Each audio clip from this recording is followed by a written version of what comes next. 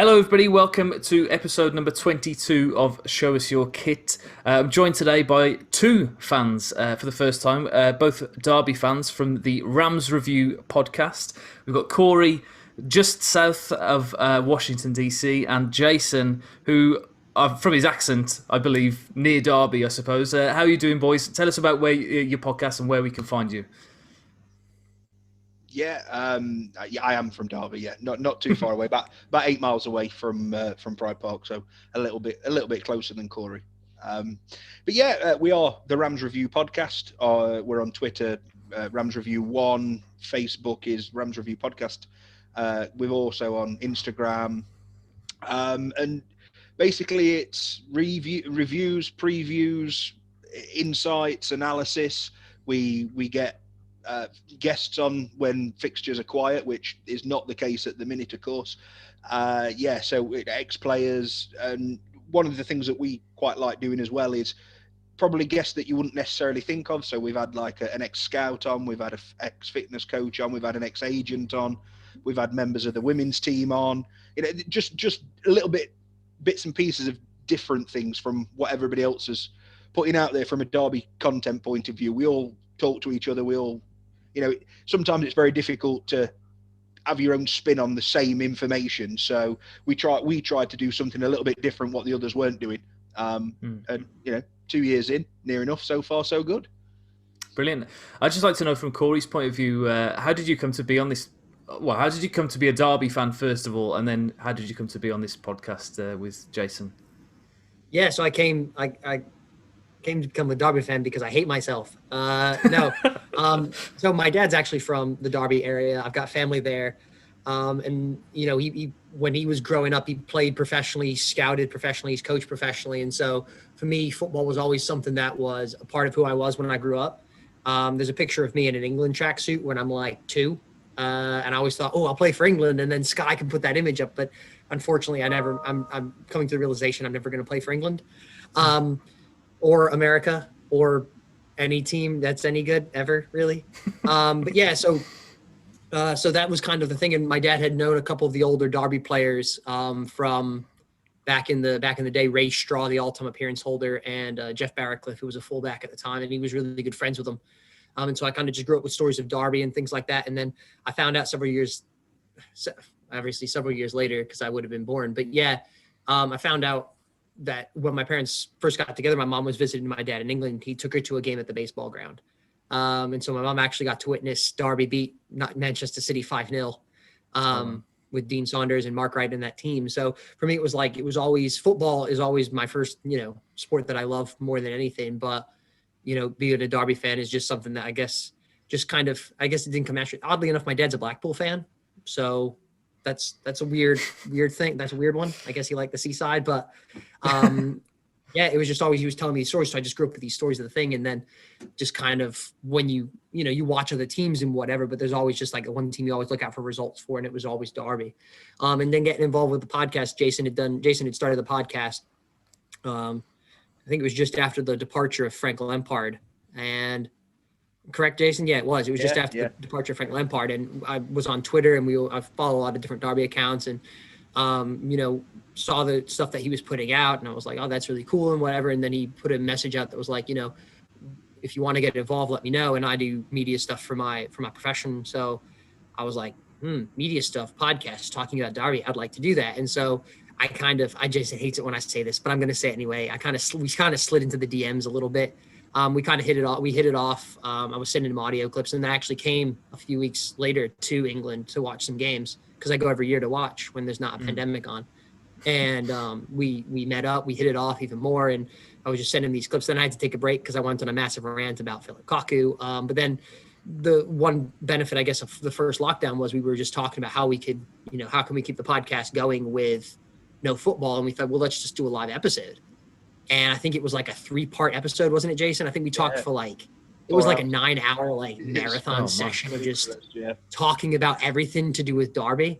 And we split it into like 3 parts, and it was just a lot of fun, and like we were really, really enjoying it. And then it just kind of grew from there. It was just kind of like, well, we now know that we can do these like live chats on Zoom or Google Meets or, audio wise, whatever.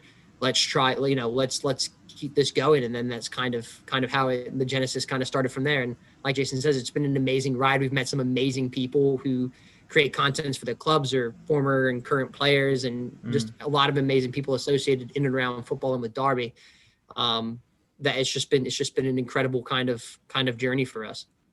Brilliant. Well, that's been one of the very few benefits of this pandemic, is that it's opened up a world to people that wasn't there before. Like, we would have never spoken. I didn't have the idea for this podcast until the first lockdown. All sorts of things have happened that we can see in a positive light, perhaps.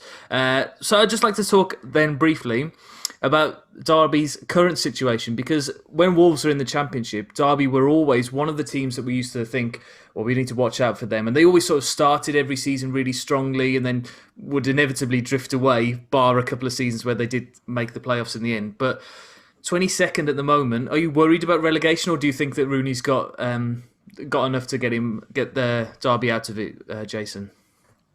I think, and I'm not just saying this just because I'm a Derby fan, I think 20 seconds a little harsh on Derby at the moment. I think the thing that you have to look at from a Derby point of view this season is the start was horrendous. The first 11 games I think it was 11 before he got the sack, was absolutely terrible. 1 win, 9 defeats and 1 draw, I think it was, something like that. That is just obviously form that's not good enough. Since Rooney's come in, I think it's 10 games, 4 wins, I think it is. Something like 4 wins, 4 draws, 2 defeats.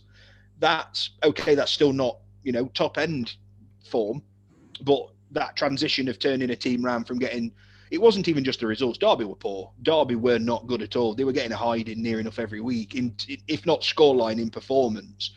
So, to change that mentality around in a very, very short period of time of, a couple of games before Derby picked up the next victory, certainly the first one under Wayne, was great. And looking at it from obviously over the festive period where fixtures come thick and fast, we've had a little bit of everything.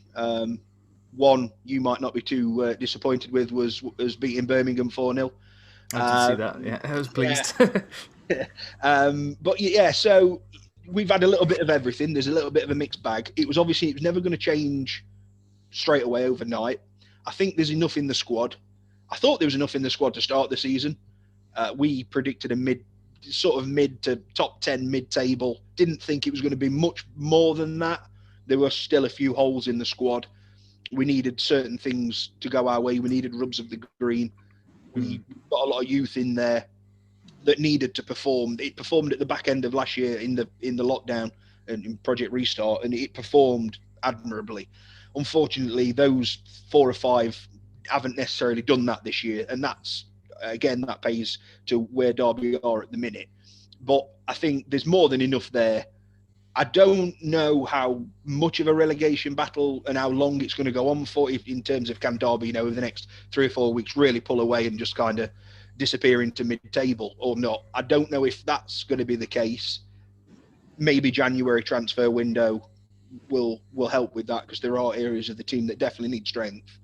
But I think when you look at the teams that are expected to be down there, no disrespect meant to any of them, you look at, I know football's not played on paper, but you do look at the 2 units, you look at the experience, you look at the players. It would be tough, I think, for Derby to Derby to get relegated. I think there are teams in the division that are worse off than Derby at the minute. So, Corey, what has Rooney done then in his tenure as manager, albeit quite brief? What's he done to turn around the fortunes a little bit? Is it a bit just more than him, his personality and his name? Is it more than that, or is he quite a tactician? What is he like as a manager? Yeah, I think there's 3 main things. I think it's, 1, Wayne Rooney is not playing anymore, so that's good, which I didn't think I'd say a year on from his debut. But the 2 main things is he's made the team a little bit more experienced, and he's tightened up defensively a lot. When Philip Kaku came in and he was under the remit of playing youngsters, because the owner, Mel Morris, had put a lot of money into the Moor Farm Academy and, the academy at Moor Farm. And he wanted half the first team players to be made up of academy graduates, which is a fantastic goal. And to Philip Kaku's credit, he stuck by that. I mean, there was this instance last year against West Brom where Derby finished the game with 9 academy graduates on the field. they got murdered, but they finished the game with 9 academy graduates. And I think, he was trying to stick with that and stick with that and stick with that. And you could just see that, you didn't have the right balance on the squad at the time with the youth players. And Rooney's come in, he's took a couple of them out of the firing squad. They don't feature as much as what they had done under Philip Cocu previously. And, that's led to, a little bit more experience, a little bit more nous in the championship, which you need. And then secondly to that is he's tightened it up defensively, like tremendously. There was at times where Derby were shipping, it was Blackburn was 4-0 Jason, and a couple other teams just took Derby to the sword. And he's just tightened it up defensively. So they look a lot more defensively solid.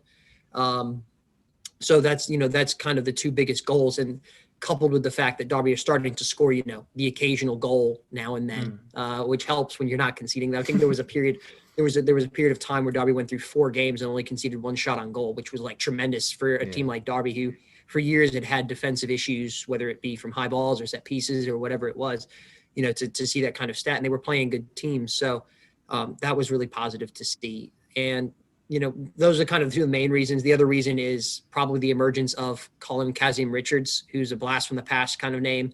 Derby got him out of the blue in summer, and Cocu never really played him because he's not fit. He's not fit. He's not played up to speed and whatever. But then Rooney kind of put him in, and he's kind of been a bit of a catalyst, I would say, to better performances in a way, because he's playing the role that they need him to play as the hold-up man. And Tom, just before, in terms of tactics with Wayne Rooney, I don't know how much tactics he's doing, because I've thought about this a lot, and Jason and myself have talked a lot about this just between ourselves, not even on the podcast, but how it's got to be difficult for him to be able to do a tactic talk, because the games are coming every 2 days. So you're playing, or every 3 days. So you're playing, right? Then you're recovering with an off day. Then you're coming in to do some sort of training, and then you're doing a walkthrough for the next game. So tactically, we've read articles that he's putting in like 12 and 13-hour days on he's got a chauffeur that drives him to Cheshire because he can't drive, right? So he's doing like his notes and stuff in the car and whatever. So, how much though is getting into it? I don't know. I think the extended break would probably help him a little bit more, but with the games coming as thick and fast as they are, I'm not sure how much tactic stuff he can actually do. And I don't think he is necessarily doing any tactic stuff. I think he's just getting back to basics, and like, we're going to tighten up the ship here. We're just going to try a little bit more risk here, but not too much. And we'll just take it from there. From the neutral's perspective, Jason, Derby have had 2 England legends in inverted brackets in the last few years as managers. Then who would you rate higher at this point in their managerial careers? I suppose it'd be a little bit unfair on Rooney, but if you just take a first sort of impression of the 2 of them, where would you rate Lampard and Rooney? I think it is difficult to make the comparison, because when Frank came in, there was a big thing. There was some angst amongst the fans going, well, why on earth have we hired a nobody? But to be honest with you, we'd gone down several routes since 2014, failed playoff attempt, that it was kind of like, it's just another roll of the dice. It's something different. And that wasn't a problem. Me and Corey have discussed, and I think most Derby fans would admit, the big thing with Frank Lampard was he made, I think it was 10 or 11 signings in the transfer window when he came in. So he kind of did bring in what he wanted. He plucked 2 out of the youth academy as well. So there was a lot of first teamers there that weren't necessarily involved. Whereas with Wayne, of course, he's played with all of them near enough for the last 12 months. So he's got to know them a little bit differently. We said at the time when Frank came in, the 3 major players for that season for Derby were on loan: Harry Wilson, Mason Mount, Fikayo Tomori. Obviously Mason Mount's now England international. Tomori's also done the same, and Wilson, he does it for Wales. And we actually have mentioned this before, me and Corey. You take them 3 out of that team, how well would Frank would have done with that Derby side? I don't think we'd have been near the playoffs, to be perfectly honest. We were he was kind of papering over the cracks from the season before. So it's difficult to make that comparison, whereas Rooney kind of knows what he's working with. This is obviously his first opportunity in January, dependent on obviously COVID now in this country. That we've got an impending takeover, so we don't know if funds are available. We don't know if we've got to sell before we bring in. I think at the end of January, if after any transfer activity, would be nicer to be able to predict that between the two. I actually think some of the football is actually better under Wayne than it was under Frank. But under Frank, we had those match winners. We had that little extra bit of quality, which I wouldn't say is lacking from the Derby side, but it's a much more of a team effort. Whereas under Frank, when one of those three didn't perform, 8 out of 10, Derby didn't pick up a result because they were reliant, unfortunately, on 3 youngsters that technically weren't their own. So it's about 50-50, actually. I think Wayne's got the potential to do a little bit better with Derby, actually, because he, as I say, he's been in and around it a little bit more. But that's not to say that if Frank hadn't stayed, obviously after his calling to Chelsea, if what Frank would have been able to achieve with the contacts that he'd have made, it would have been very interesting to see if we'd have got any of the 3 back, which I think we probably would have done. And then do it, Derby could have been in the Premier League. But that's just hindsight. So who knows? It does seem interesting that throughout Lampard's whole time at Derby, there was always this Chelsea cloud hanging over him, where it doesn't seem that that's the case with Rooney at the minute. I know that Solskjaer's forever in doubt at Man United, but it doesn't seem as if Rooney's linked with any sort of move away from Derby, which is probably a good thing for you lot at the minute to have a bit of stability. But at this point in the podcast, then, I'd like to have a look at your first kit, your first choice. Now, thankfully, it's both of your choices, so I only have to see it once. So if you show the kit, Jason, and then Corey, you can talk us through why this kit's so special to you both. So it's actually an away one, but it's the alternative third version of Frank Lampard's season at Derby County. And I actually got it when Wayne Rooney signed, so he had 32 on his shirt at Derby, so I had 32 on the back of this. It's not because of that, it's actually, I brought this for my birthday, and I was 32 at the time, and Straw is my surname. So people think it's because of Wayne Rooney. It's actually not. Corey will go on to say why we love this kit, but there are on and off the field reasons. I love it because of the design. I know Corey loves it because of the design, but for me personally, it was obviously because of everything that season was as a Derby fan under Frank, the whole media circus of it. And Derby's first kit and second kit are normally boring anyway. I like the alternative ones. There's not a lot of variation, is there, on plain white that you can have? Yeah. So, Corey, why do you like this kit then? Because it was really difficult to get a hold of. So I actually flew into England and went to the club shop because my hotel was near there, and I thought I'm going to get the black kit. And I texted Jason, and I was like, I'm going to go get the black kit. He's like, great choice. I'm going to get one or whatever.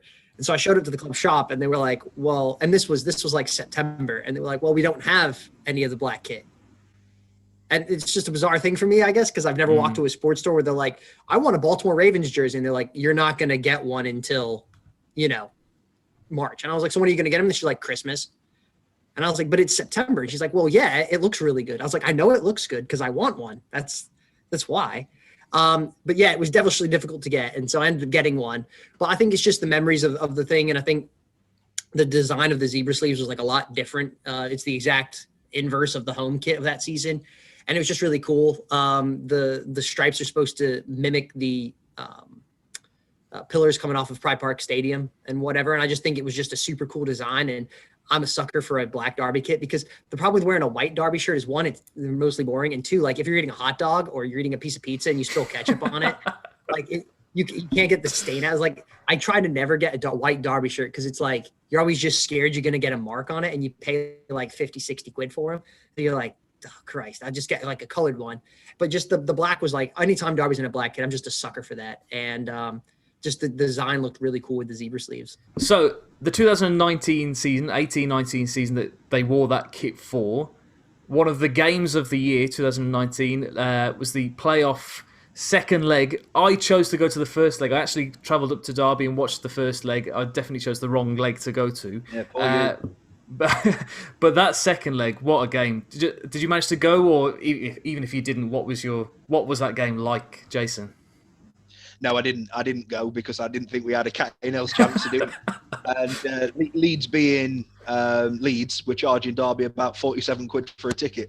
So I decided against that one with a wife and 4 kids. £47 doesn't come available very often. But obviously I was at the first leg.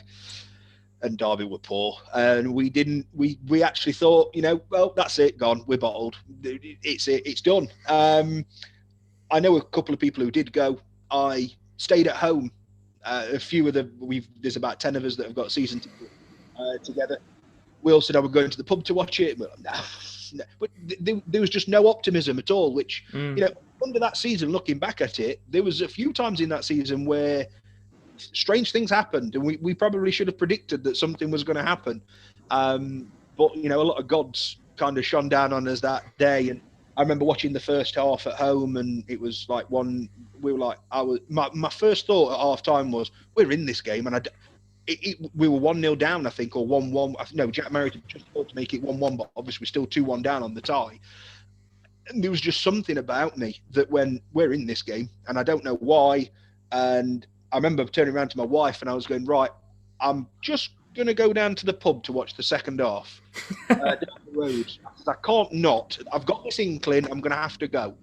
Yeah, okay then. So off I went. And of course, then we get the second goal, and it's just absolutely pandemonium. And I was in there with a friend of mine, and as we scored, I just nipped outside for a bit of fresh air, and then Leeds scored, and I came back in, and then obviously 5 minutes later, Derby score again. I'm like, right. And then I was just about to go outside, and he went, "You're going nowhere, mate. You're sitting there." Go out. Leeds seemed to score. I'm like, yeah, okay then. And then just the jubilation of it didn't sink in what Derby had done to me. I mean, obviously, I was lucky enough to go when we got to Wembley in 2014 when we got to the final. The second leg was at home, and we'd already won at Brighton, and we beat Brighton 5-1 at Pride Park. And then obviously there was the pitch invasion and everything about that. That was a huge celebration. But then obviously when the away leg's second, and you're not at the game or anything like that, it's like, right, I'm going to have to book my tickets to Wembley now. So, I was about 1 a.m. I'm looking for hotels in London. I'm looking for train tickets. I'm looking at everything, waiting for any announcement and things like that. And it was such a strange, such a surreal thing, because that performance, anybody can. It was 45 minutes of football that I would say summed up Frank Lampard at Derby massively. It was highs, lows, things that were unexpected, and that was Frank's tenure at Derby. Just things out of the extraordinary, really, I suppose. So, Corey, obviously, with the momentum at the end of that Leeds semi-final, was it any doubt in your mind that you would lose the playoff final then against Villa, or did you still have some doubt?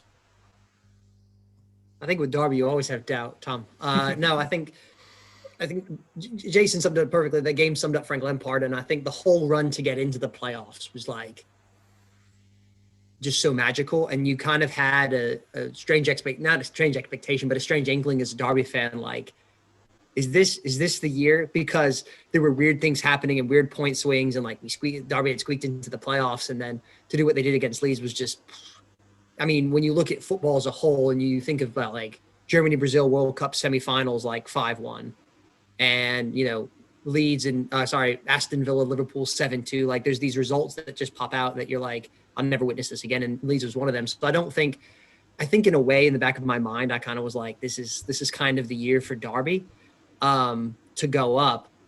But then what happened in the playoff final happened. And I think at the end of the day, the result wasn't as devastating as the way I had felt in 2014 in the playoff with Zamora's last minute winner. Like, you could clearly see Derby were being outplayed for a majority of the match. And so you were like, okay, it's over, it's over, but it wasn't the gut punch that the previous ones was. So for me, like going into the game, I thought, Derby will go up. But then when you start seeing the game and you watch how the game goes and you're studying it, you're kind of like, Villa's in the driving seat here. And they probably were the best team on the day, and they deserve to go up, and they're doing amazing now in the Premier League. So, Derby's still where they are. But throughout the course of the game, the expectations shifted greatly. Were you disappointed then, Jason, in the way that you turned up for that playoff final? Yeah, unfortunately, yeah. Very similar to what Corey said.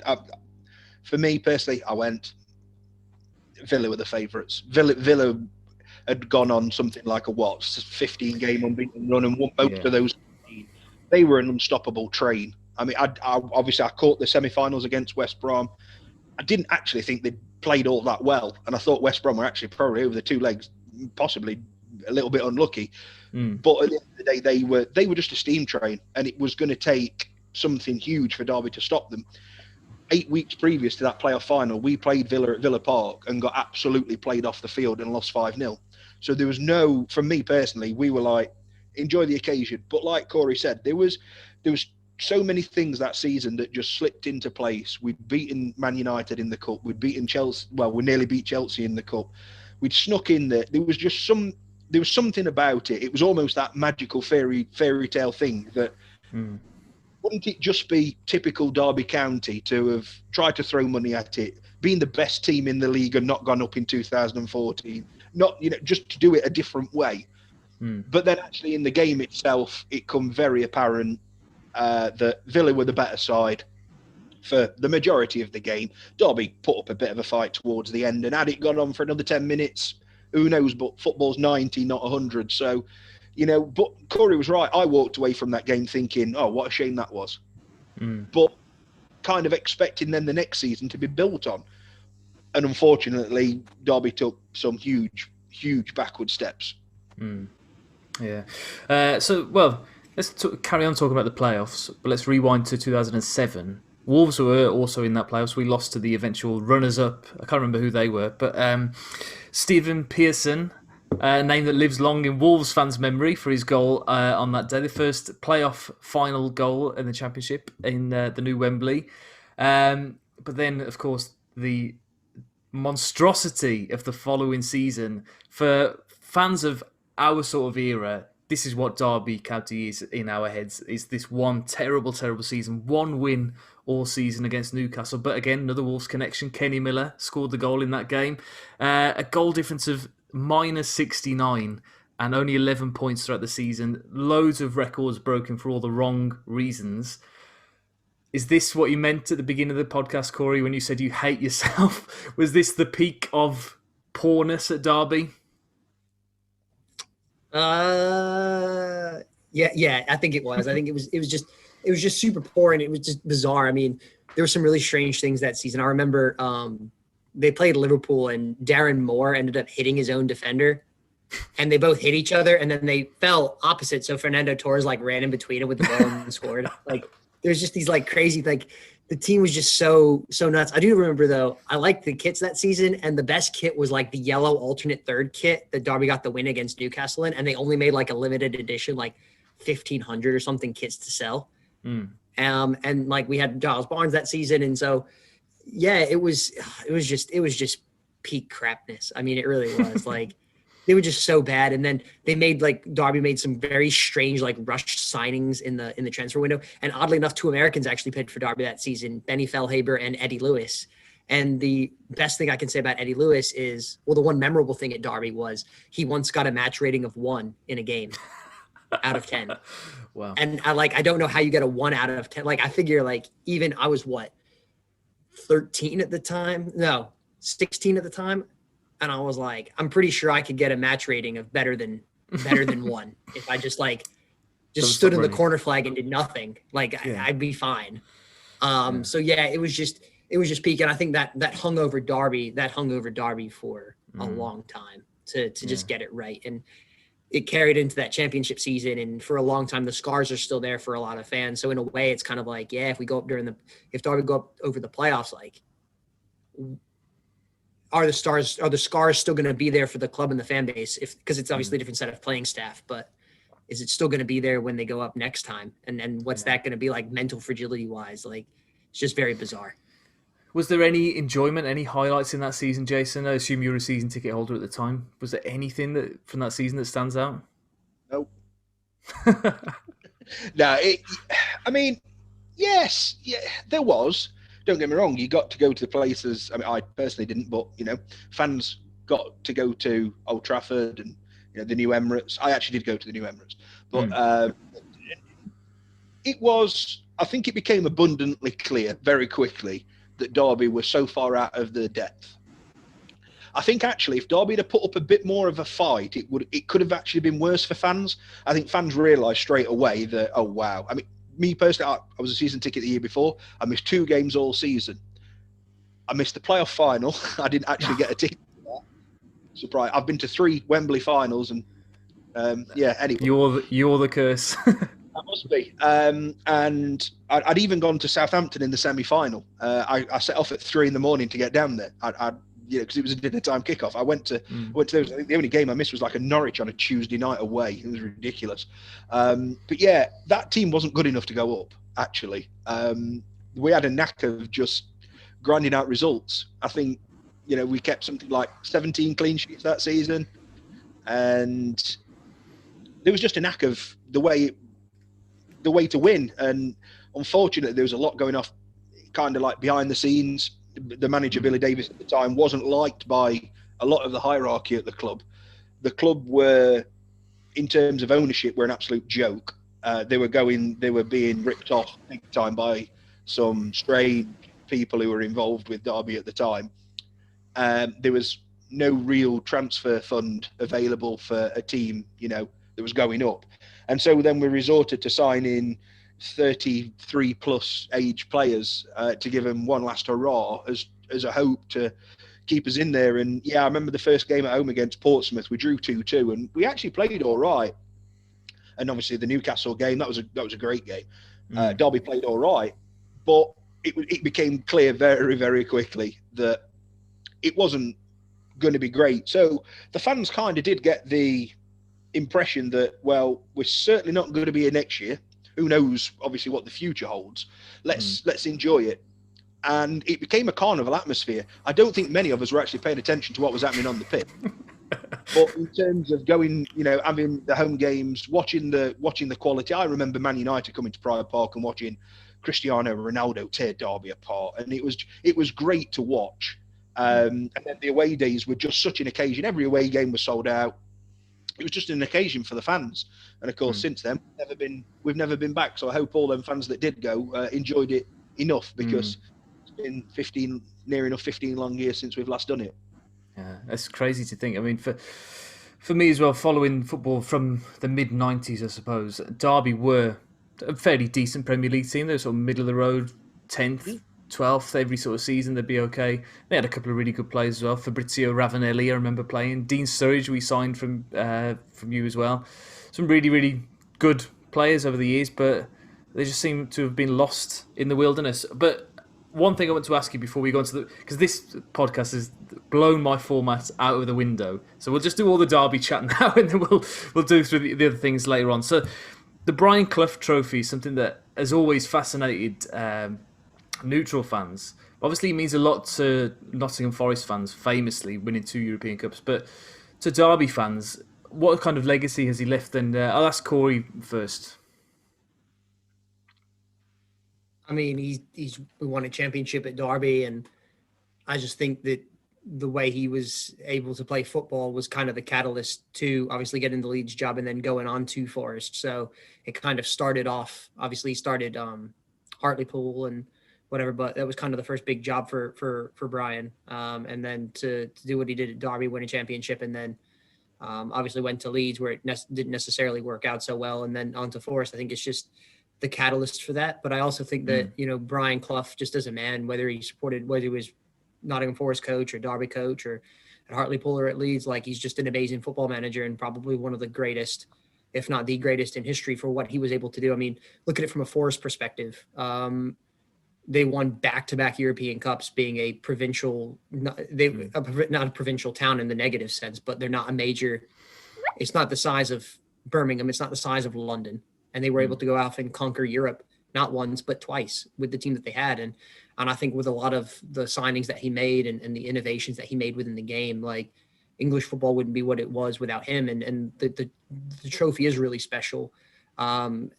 And I just think from a footballing perspective, I mean, he's an absolute idol and an absolute genius of a manager. I mean, the things he said and the way he was able to get some of the players to perform above the levels that they would have normally performed at was just phenomenal. And I can't say enough good things about him. And whether it was at Derby or it was at Forest, we're not going to count Leeds because nobody likes Leeds. But, but he's just a phenomenal football manager, not only for Derby, not only for Forest, but for the game as a whole. And I think it's special that there's this trophy named after him, and it's special that the A52 is named after Brian Clough as well. It just gives you a real sense of the passion in the area as well for football and for the man himself and the love that area have for him. And Jason might be able to speak a little bit better about this as well. But the East Midlands football rivalry is something that often gets overlooked because, well, it's a really fierce rivalry between all the teams in the East Midlands. Like, nobody was happy in the East Midlands when Leicester won the league, apart from the Leicester fans. I imagine it's the same with Forest and Derby as well. So there's no respect, despite there being, this trophy. There's no respect between Forest and Derby fans, is there? Really, you're quite right. I think it is one that kind of gets overlooked when you see them all over social media or whatever. The 5 top derbies in the country, and Derby and Forest always never really gets a mention. But I think it's huge. I mean, it's not the same as when both teams were in the Premier League in the early, in the mid 90s. I remember one of my first games at Pride Park was Forest in '98, and it was actually on my birthday. So but that was just it was huge, and obviously it's for both sides really over the last 15-20 years, because there's been so much up and down. Obviously, Forest dropping into League One was laughable. Really, from a Derby perspective, but then of course the same season that they got relegated, Derby finished bottom of the Premier League, and it's kind of like, you can't then go but we're in the Premier League, because technically we weren't in the Premier League, because we were never a Premier League side. So it's that kind of there's a huge rivalry. It's huge, and then obviously kind of really over the last 5-6 years, Derby have had the better of it up until just recently. I think Forest are starting to turn a slight corner, other than obviously this year, but let's face it, both sides aren't exactly doing great at the minute. It's huge. It's the first fixture you look at. It's always the one that you look for. There's no other fixture like it. I mean, Leeds obviously comes close for Derby, but the fixture against Forest, me personally, there's nothing more to it. I'd rather watch Derby against Forest every week, because it's not nice come kickoff when the adrenaline's pumping, but once you're in there, and no matter if you're at Pride Park or if you're at the City Ground, when there's 30,000 fans of whatever persuasions there, that atmosphere is just it's mind-blowing. It's electric. I've been to other grounds. I've been to the Emirates. I've been to Wolves. I've been pretty much most grounds up and down the country, and seen big crowds and seen big atmospheres. But for me personally, I don't know if it's because I'm attached to Derby, but that to me is just a whole nother level when we play Forest, and that trophy is just something. It just adds that extra 5% to the fixture. If there wasn't anything else that it needed, and at the minute I think Forest have held it for about the last 4 years, so it's about time that Derby got it back. Yeah. Well, I mean, we've had 9 years now without a Black Country derby against the Albion, and the fact that it's going to go ahead in a week's time with no fans there, I can't imagine. I mean, you must have had a derby now with Derby during this closed seat, with the club behind closed doors. What was that like? It must have been painful for both of you. It was. It was about 6 weeks ago, I think, something like that. It was about late October, I think it was, something like that. And obviously last season, in terms of the way that Forest ended up losing out in the playoffs on the final day, was hilarious, by the way, but from a Derby point of view. And then to watch them kind of come back down to reality, I suppose, it's all banter, but it's come back down to reality, being down towards Derby. And then Derby actually should have won the game. They outplayed Forest for about 70 minutes, but just couldn't in the end get in fact, we did score and it was given offside when it wasn't, but proper officials, we might have won the game. But it was weird. But as soon as the whistle blew, it was this is that red against white. It is Derby against Forest. For me personally, it was still big. If Forest had won, it probably wouldn't have mattered too much to me. But because Derby actually played well in the game, it did feel a bit more of a derby. But yeah, I mean, let's face it, football without fans is not great. But when those special occasions come and you just think to yourself, "Oh, I would have been there," Yeah, it does niggle at you a little bit more, I think, to be honest.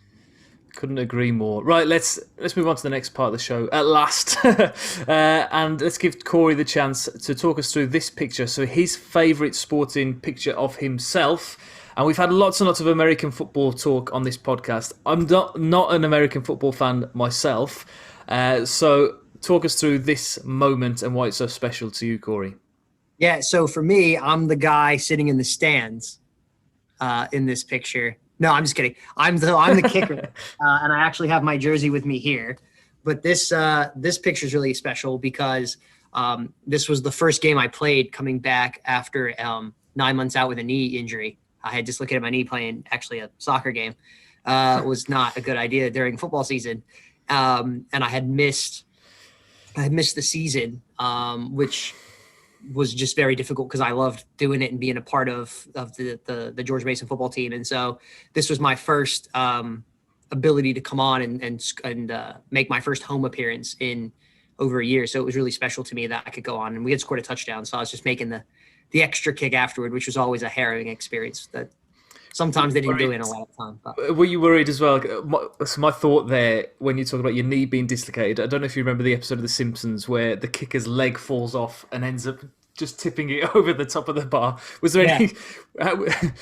What was it like coming back from an injury like that? Because we talk about professionals doing it all the time, but for a normal person, we really were cautious and worried. I think that's the first time someone's ever called me normal. I think for me, I think it was such a long process, and like it had happened, and obviously it was not supposed to happen. The keeper came out and just decided to dive at my legs instead of slide on out for the ball. And I ended up in hospital, and they couldn't put the knee back in because they had to bend the leg a certain way, and they didn't do it. And then you're laying in the bed and they go, well, maybe you've torn your ACL, maybe you've torn your ligaments, maybe you've like broke your leg, and all these things are coming on. And it's like 11:30 at night. You still got the adrenaline coming from the game. And so, it settled down, and I know that, I rested for about a week after that, 10 days after that, everything settled down. I went for some scans, and then we figured out an action plan. I sat down with the trainer of the football team and just said, how are we going to fix this? Like, how are we going to get back and whatever? And for me, there was never like a time where it was like, okay, I have to get back. They said, we can operate and you could be back in 4 or 5 weeks, but there was no reason for me to do that at the time. You don't need a necessary operation if it's going to heal on its own. So it was just a long time coming, and it took a lot of hard work to get back to that level. And once the knee started functioning again, it was like you started to kick for the first time in practice, and you have to basically relearn it because you hadn't been doing it for such a long time or whatever. And so to come back and to do that was really special. And like my parents were in the crowd, and I had some of my friends there and stuff like that. And they kind of had known what I've been through on this journey, and just went straight over and went over straight to the trainer and just gave him a hug and just said, thank you, because he spent time in it. I was working on it. I was getting rehab 2 hours a day, every day for about 9 months. So it was really, really special. And my holder actually there, he knew that I had the injury. So he gave me a big hug too. So it was really, really nice to get that kind of thing going back. And it's just a really good memory. Brilliant. Just talk us through briefly, because it's difficult for British people to understand really the sort of level of college football. I mean, there's nothing like it here. We don't have thousands of people coming to watch it. What's it like? Yeah. There's different levels of college football. Like there are essentially tiers in the English game, right? So you've got Division I, which is like the Premier League. And I'm basically playing at a low League 2 / high non-League 1 division kind of school for what we were performing at. We were playing a lot of different teams that were like the reserves of the United States Naval Academy, which is a Division I team. So we played their reserves. We played a team that was actually deaf and / hard of hearing, which was interesting. They completely destroyed us. It was, we got completely murdered. And we went to like a lot of strange places with trade schools and things like that played these different things. So, we had a couple hundred people at our games, and we ended up doing really well that season, and we ended up actually winning a trophy, which was fantastic. So I was able to lift the cup on my last game, which was special for being a part of that group for 3.5 years. Wow, very good, very special. And Jason, let's have a look at this picture of you then, which looks a bit well, I don't know what the right word to use. It. Were you supposed to be there? Well, yeah, yes and no. That is the playoff semi-final in 2014 at home against Brighton after we'd won pitch invasion. It's not the first time I've been on the pitch. I've been on pitch invasions for staying up on the last day of the championship season a couple of times, unfortunately. But yeah, and those ones are, stay off the pitch, blah, blah, blah, blah. This one, none of that. They knew we were about 3-0 up and the tie was gone after about 25 minutes. They knew the fans were coming on, and you just saw the stewards kind of move out of the way. So yeah, that is, I mean, I'm not hugely sporty. I used to play football, but I got a very similar knee injury to Corey when I was about 17, which cut me out of that. And so, I mean, most people wouldn't class it as a sport. But in terms of me in a sporting context, and I haven't sent you the picture because I've got it, is me and my very old now under 18s, which is actually broken, under 18s trophy for playing pool. So I was Derbyshire, and that one, Derbyshire under 18s champion at the age of 18, which is a long time ago now. I've still got them. So yeah, in terms of sporting context, that's more me. But yeah, that picture holds a lot a lot of memories for me. Well, tell us about your pool then. So I've got a friend who's in leagues and stuff around here, and he's very, very impressive. When you try and play against him, just casually in the pub, he will clean up. You won't even have a shot. Is it the same when we play against you? Maybe. Sometimes it depends. I find it very, very difficult to switch on the competitiveness against friends. Right. I can actually separate the two. Apart from a couple of my friends who I take serious, but because they can actually, they're pretty good at the game as well. But in terms of just to practice and stuff like that, I find it really, really difficult to practice against people and play to a level that I know I kind of need to compete in the leagues and stuff like that. What I enter, it's not until game day, game face, that's when I can perform. So at the minute I'm sat in the garage, which I've got a pool table in that I practice on. Not too much, but at the moment, but I normally do. When I used to practice for major tournaments when I was younger, it was about 6 to 7 hours practice a day, as and when I could. Fitting it, certainly when I was doing really well, fitting it in and around GCSEs and A levels and that kind of thing was difficult. So if you didn't find me in school, I was in the pool hall. That was before I got a table. As soon as I got my own house, I got my own table. Don't necessarily play on it as much as I need to in terms of getting up to that same standard, and that's probably why I've dropped down the standards over the last few years. But I play it a lot more now for just enjoyment, really. And I find it quite funny when you walk into a pub and somebody puts the 50 pence down. They go, "Do you fancy a game?" "Yeah, okay then." "Do you want a fiver on it?" "Yeah, go on then." And I play rubbish for like 2 games, and they think that they're cleaning up, and then it's a double or quits. "God, let's just have one more," and I absolutely hammer them, and I just walk away. And I wouldn't call it a hustle, but it's very close. Yeah. Brilliant. Right, so let's move on to the final part of the show then. I don't know if Corey's got anything to show us at this point as well, but I asked for a mystery piece of memorabilia. You have, Corey, right? Let's start with Corey then. Let's have a look at what you've got as your mystery piece of memorabilia. I've actually got, one is I've got this DC United shirt. Oh, wow. So this is a official 1998 DC United shirt, right, with the old badge. They've had 3 versions of the badge. This is the second of 3. And this is really actually special because I actually led the team out. I actually led DC United out in I guess it's the CONCACAF Champions League now, against a Honduran team called CD Olympia.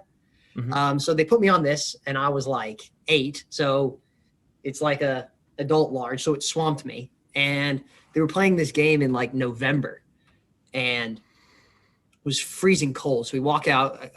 I had a friend that worked for DC United. So, we're gonna lead the team out because I was supposed to lead them out against Bayer Leverkusen, but I couldn't get away from school to go and do that. So that ended up falling through. So I ended up doing it against CD Olympia. And they give me the kit and I walk in and I go into the dressing room and whatever. And they're like, okay, you're leading the team. So I'm a little mascot guy. And I'm standing there with DC United captain Chris Albright. And so we go and walk out and I've got a tracksuit on. And I wanted to go out in black shorts and black socks because I was like, I want to look just like the team. This is awesome. And then I stepped out like before we stepped out onto the field and it was freezing cold. And I just put a tracksuit on. I was like, this is stupid. So I walked down in tracksuit, but I had this short sleeve shirt on and I was freezing, absolutely freezing. And so we walk out and RFK in DC is just filled with people. And I'm at top of the team and I'm standing next to Chris Albright, the captain, and this guy, Richie Williams. And Richie Williams was like 5'2", right? Like wasted time, but he was like 5'2". He was playing professional soccer at the time. And he turns down the thing and he goes, oh, look at that guy. He's freezing. And then I just remember Chris Albright turning to go, just shut up, Richie. He goes, okay. And he just like gets back in his line and just shuts up. So yeah, that was a pretty cool experience. And another really cool one that I have, piece of memorabilia, I don't actually have it with me because it's packed away. But I have goalkeeper gloves from Blackburn Rovers, from Alan Kelly Jr. and Brad Friedel. Oh, and they came to DC to play a friendly against DC United. And my dad was good friends with the Irish goalkeeper, Alan Kelly, who's got the stand named after him at Preston. Mm-hmm. So we knew Alan. He was a family friend. So we connected with Alan Jr. And he was like, yeah, so I got to go to Blackburn Rovers training and I was like hanging out with the goalkeepers. And I think I was like 12 at the time. And so we walk out and I'm with the team. I walk around and I'm walking behind the goal. And in America, we couldn't really get as many games as what we can get now. So we would be basically restricted to like one Scottish game a week on this random channel that might or might not come in. So we'd always make a time, like me and my parents would always make a time to watch this. And I think back now, and I'm pretty sure it was like the same game repeated week after week, but you didn't know, so you watched it.